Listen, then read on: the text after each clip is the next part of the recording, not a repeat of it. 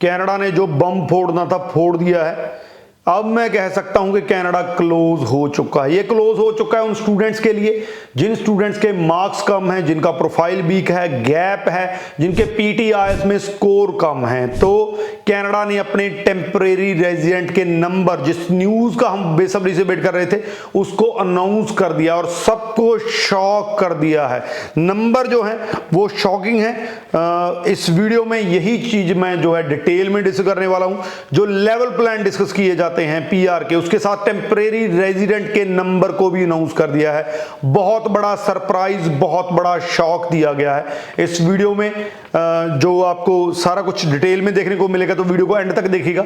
उससे पहले हमारा यूट्यूब चैनल जरूर सब्सक्राइब कर लीजिए, क्योंकि इस पे आपको ऐसी ही इंफॉर्मेटिव वीडियोस देखने को मिलती है। सबसे पहले मैं बता दूं कि थोड़े दिन पहले जो पीएम है मार्क कार्नी, उन्होंने अनाउंस किया था कि आने वाले टाइम में हम टेम्परेरी रेजिडेंट में बड़ी चेंजेस करने जा रहे हैं। तभी से इस चीज का डर था कि कहीं ना कहीं पे जो टेम्परेरी रेजिडेंट के नंबर है उनको लिमिटेड कर दिया जाएगा, और वही हुआ है। सबसे पहले मैं नंबर आपको बता देता हूं।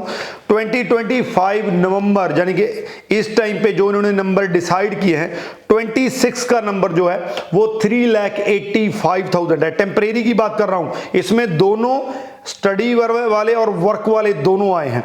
इसके बाद 2027 का 3,70,000 है, उससे भी कम है। 2028 का भी 3,70,000 है।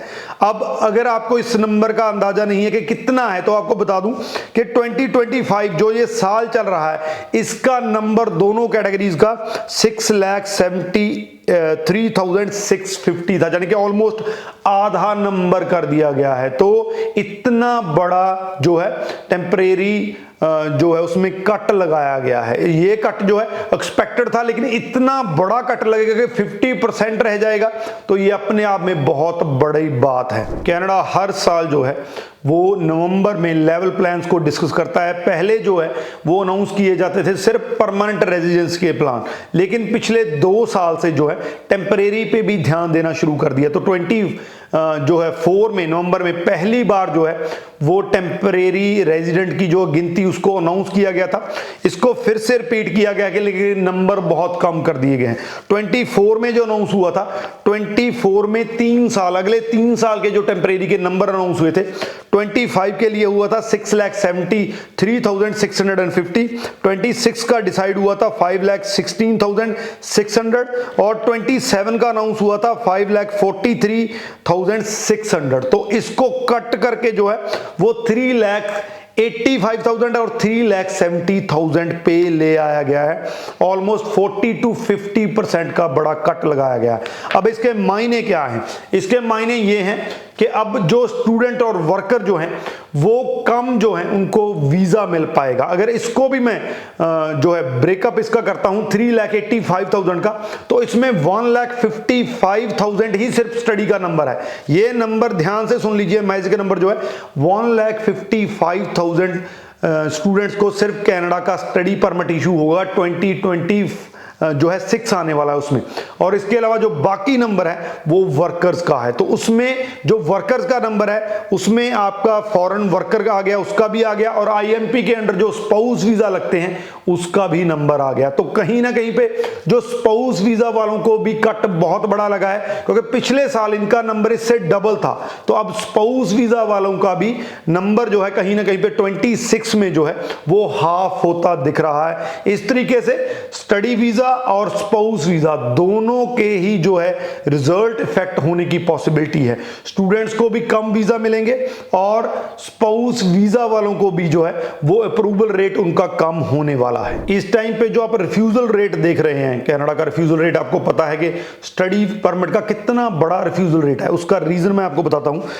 इन्होंने जो 25 का जो मैंने आपको टारगेट बताया 6,73,000 का जो लिया था 25 का, एक्चुअल में वो एक्चुअल टारगेट था, लेकिन उसमें से आए कितने हैं, अप्रूव कितने किए हैं, उसमें से जो स्टूडेंट अब तक अगस्त तक जो स्टूडेंट आए थे 25 के 89,430 स्टूडेंट्स को जो है वो परमिट दिया गया था, उनका वीजा अप्रूव किया गया था। वर्कर्स में 1,54,000 वर्कर्स को जो है वो वीजा दिया गया था। तो कहीं ना कहीं पे कट ऑलरेडी 25 में ही लग चुका है।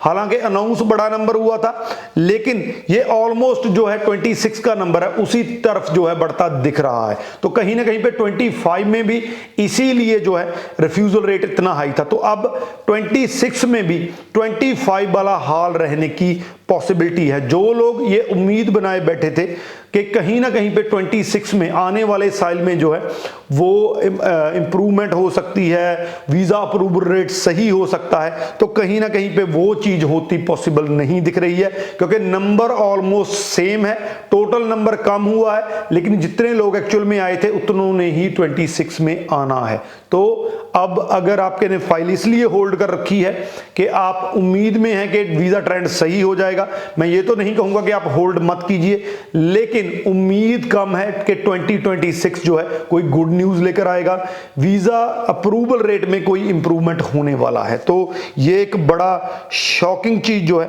वो उन्होंने अनाउंस की है। जो परमानेंट रेजिडेंसी वाले हैं उनके लिए कोई ज़्यादा बड़ी न्यूज़ नहीं है, उनके जो नंबर हैं जो 24 नवंबर में जो अनाउंस किए गए थे वही सेम नंबर जो हैं वो रखे गए हैं। तो टेम्परेरी को बड़ा शॉक लगा है, स्टूडेंट्स और वर्कर्स की गिनती को जैसा कि कहा जा रहा था कम किया गया है। तो इस वीडियो को शेयर जरूर कर दीजिए ताकि मैक्सिमम टू मैक्सिमम लोगों तक पहुंच सके।